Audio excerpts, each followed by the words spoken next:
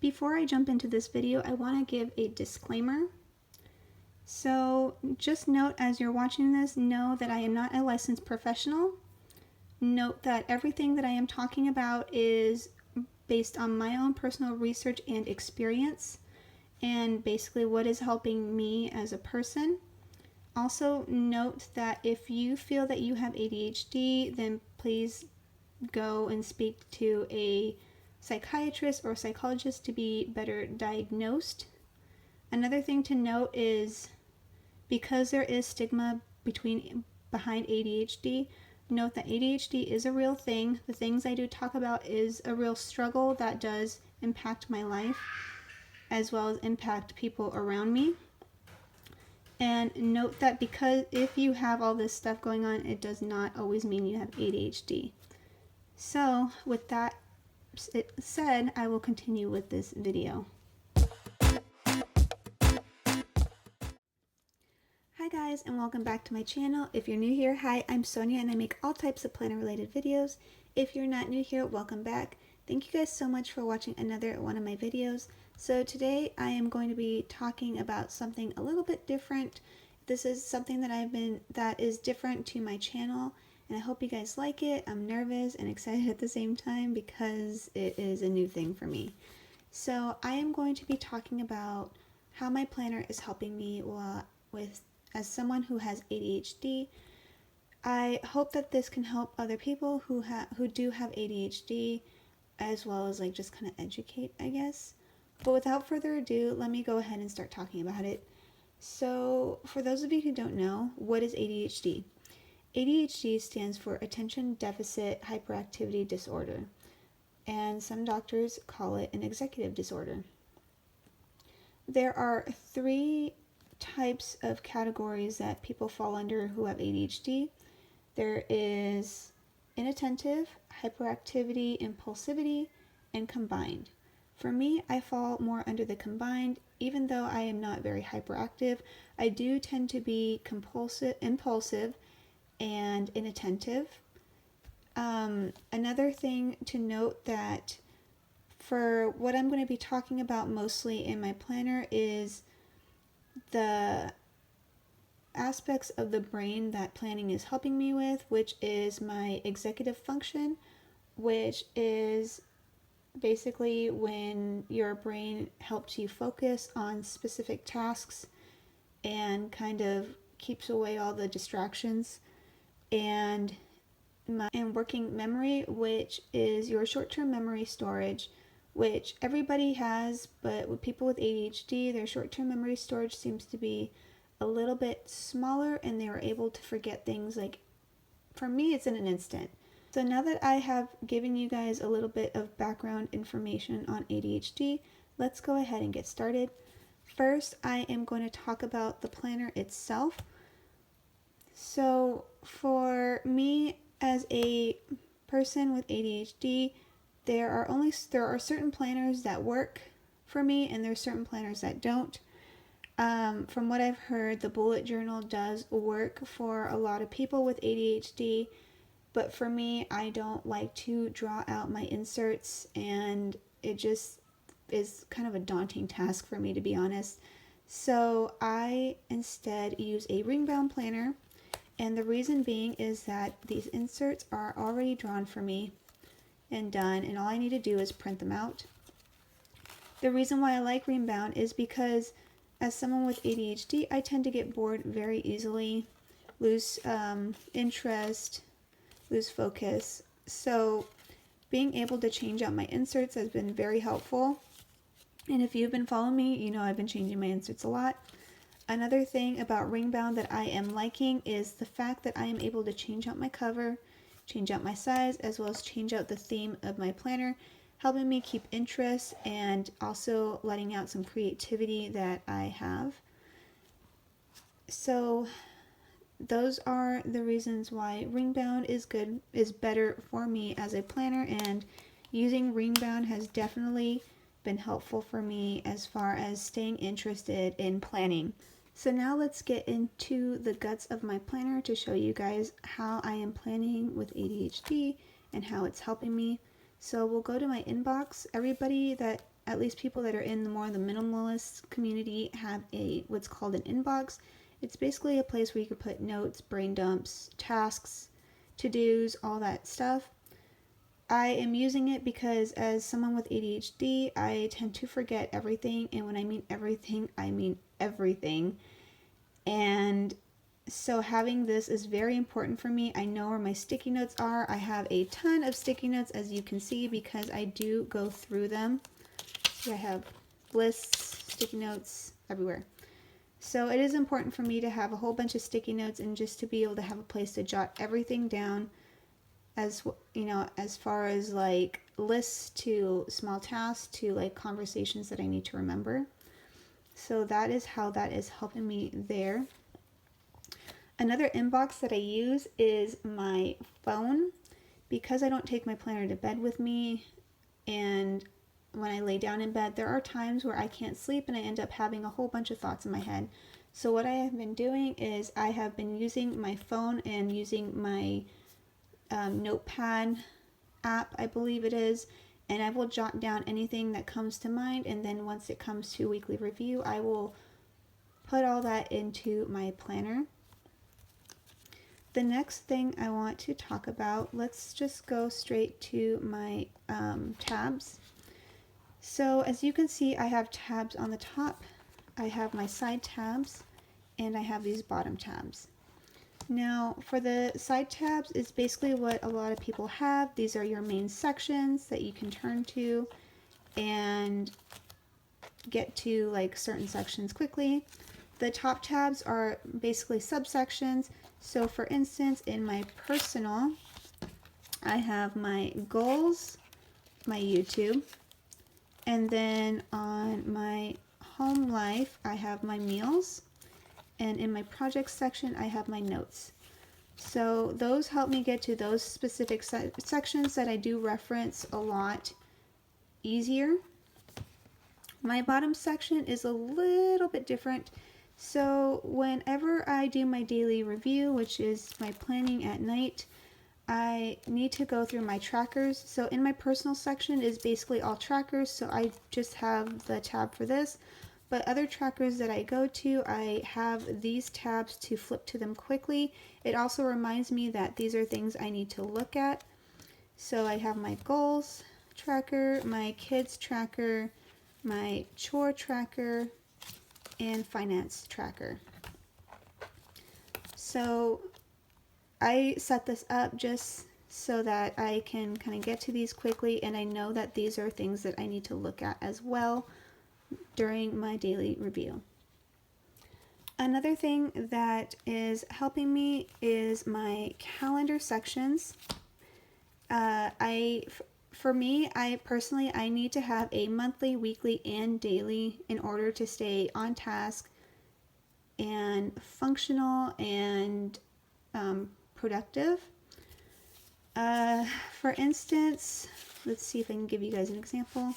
So this is my monthly that I am currently using. This is from PAPERTESSDESIGNS. And with my monthly, I use this insert, which is from Cloth and Paper. Now, the idea of putting it on this insert I got from Rosie's Planner, which I will link her YouTube and Instagram down below. But the idea itself is something that I have been implementing in my planner, I want to say since I've been in Ringbound, which is probably about a year. So what I do is I brain dump everything on my to-do list, whether it's tasks, projects, so everything is brain dumped for the month. In the back, what I do is I take that list and I split it into weeks and just kind of put like each task in each week, so that way it's spreading it out, and that way when I pre-plan I know what is coming up and what needs to be done, and it just makes it easier for me to not forget what tasks need to be done, as well as making it less overwhelming for me to do that to-do list that's right here. So there is that. Going into my weekly section, another thing that is important to me is having an hourly layout. I have done non-hourly layouts before. I believe they're just called like vertical layouts, but they don't help me as much as the hourly. The hourly allows me to take any tasks that I have to do and put them into like the hours that they need to be done, so I know how much space I have. As someone with ADHD, I struggle with time, so I can lose track of time very easily. I can be late constantly, so having an hourly layout is better for me so that I'm able to do tasks and stay on track. I also have an hourly layout in my dailies. So here are my dailies, and the way I do them is I have my hourly doing the same thing, making sure I have everything lined up where I want to do it. And this insert makes it a little bit hard, but what I do is I try to put the tasks that need to be done next to the icon or like the section of stuff I need to do, almost like a time block. So here I have the YouTube button, so I have film and edit right here. I have the credit card, so I have pay my bills, transfer money to a credit card. And I have my cleaning icon, which is clean surfaces and dust. And my daughter's appointment right here. When it does get past, like right about, let's see.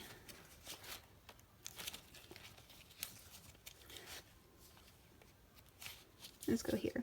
When it does get late, I tend to just put it at the bottom because I can't go over here. This just helps with structure because structure is very important for me as someone with ADHD, and it is definitely necessary. So just to have everything in the spot that it's supposed to be is very helpful because I'm able to just go down the line and check things off. The next section that I want to talk about is my routines. So let's go here first and we'll talk about my daily routine, which this is more of like an ideal daily routine. As you can see here, I have my AM routine, breakfast, cleaning, school, activities, lunch to-dos, so on and so forth. This is very helpful for me when I am planning out my day. I am able to know what's supposed to be done next so that I don't, get scrambled and do a whole bunch of other things that aren't supposed to be done. For me, I have two ways that I tend to go if I do not have structure like this. I could either go one route where I am just sitting on the couch on my phone and just wasting the day, basically doing nothing, which is okay to do sometimes, but it's a tendency for me to do all the time. And if I do that, bills are not getting paid, chores are not being done, and it just becomes a waste of a day for me.